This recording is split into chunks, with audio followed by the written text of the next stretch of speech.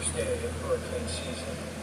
I started here at Fort Myers Beach, and I'm going to be hitting many different points up and down the Hurricane Helene and Milton, even Debbie influenced as far as the impact last year. But if you look at Fort Myers Beach today, specifically from the air, look at all the different open plots of land where there used to be homes, and now it's, concrete and sand. And, yes, there are people on the beaches enjoying the beautiful Gulf waters, which, by the way, are getting warmer every single day.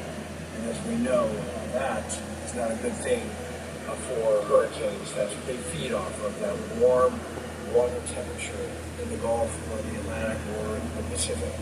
But there's a lot of for sale signs as you drive on the ground here in Fort Myers Beach, and you see the progress of building, yes, but you also see palm trees that are still cut in half. That is from 3 years ago, Hurricane Ian. And we should not forget that the impacts of Debbie, Helene, and Milton in 2024 were also significant on the progress here and many of the rebuilding and the businesses.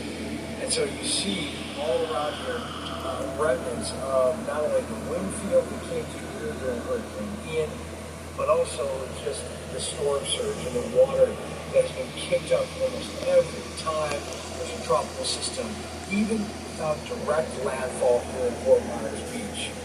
You just see the pictures from last year, and all of that water coming in. It started with Debbie, and then it just basically happened on every single tropical system. And so the people here, yes, they're trying to get their lives back in order, but it has been a particularly slow go. And that's what I'm looking at, essentially.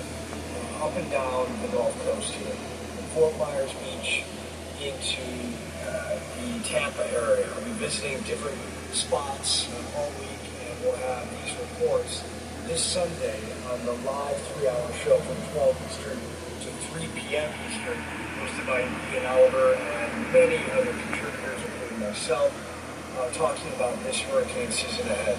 I'll have more reports this weekend, but I wanted to give you some insight as to what I was doing traversing the Gulf Coast all week up and down Florida. I'm Robert Ray for Fox 1.